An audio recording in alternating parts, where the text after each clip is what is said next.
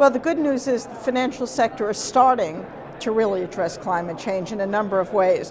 One is they're realizing there's very real risk to our economy across the board if we choose to continue to ignore climate change as a financial matter. So you asked specifically, though, how are financial markets and how's the investment community? Let's look at what the banks are doing.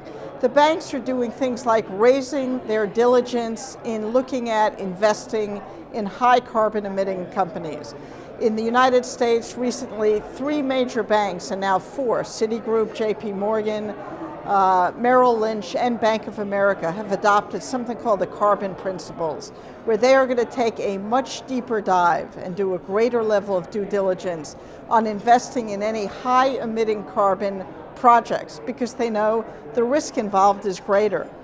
Or let's look at the fact that Citigroup in the United States, but certainly a multinational company, has put $50 billion into a climate-related program where they're bringing out products, mortgages that are better rates if they're for homes that are highly energy efficient, or they're greening all of their real estate, or they're investing in renewables in far greater proportion.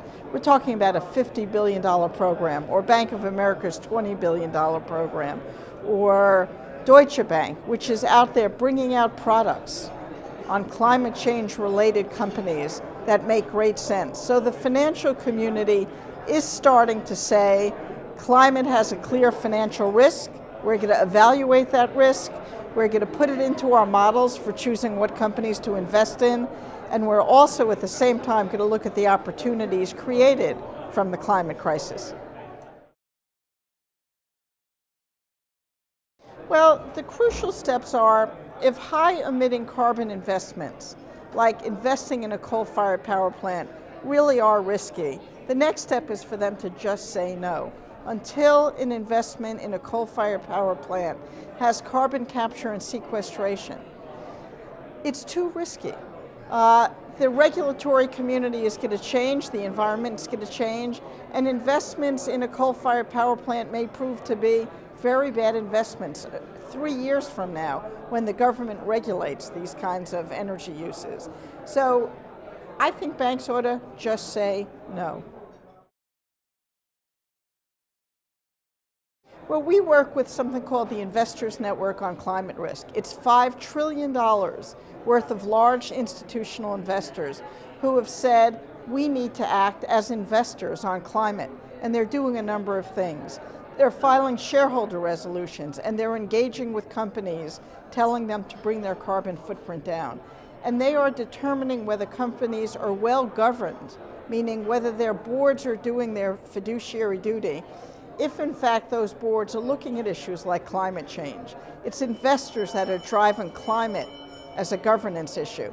And those very same investors are pushing governments to make climate disclosure mandatory, so they have the information about companies' risks.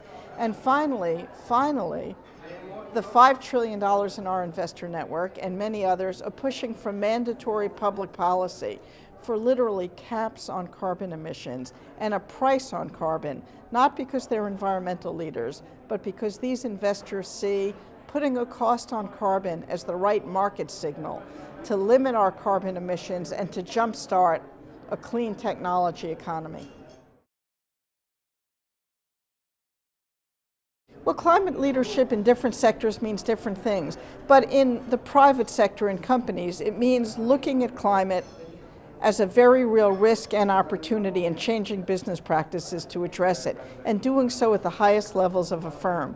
We expect the climate issue to be integrated into the core DNA, the corporate strategic planning at the highest levels, at the board level, because it is a huge risk and opportunity to almost every sector.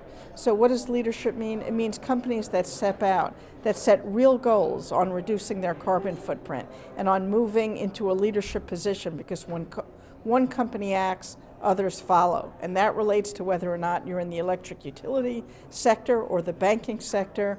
It is about leadership recognizing that climate is a business issue. If you go talk to Peter Darby from PG&E, their CEO, he'll say when he got active on working on climate, his workforce got more engaged than than they ever have been. And recruiting the best and brightest from the top business schools in the country is far easier. Climate is a fundamental business issue as it relates to human resources and personnel and financial risks, as it relates to reputational value, and very soon we're going to see more and more consumers purchasing products based on a company's position on climate. So leadership is about acting sooner rather than later. Don't wait for the government to act, and in fact push the government to set very clear standards. Well, the economic downside of ignoring this risk, like we did with the subprime risk, where mortgages were given out without due diligence, it created havoc on our economy in the United States and around the world. Ignoring climate risk can have the same impact.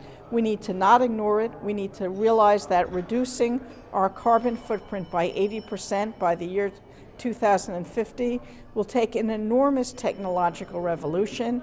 If we don't act, the economic impact is greater than the Great Depression that we faced in the United States. If we do act, we not only can mitigate the downside, but we could take advantage of the upside.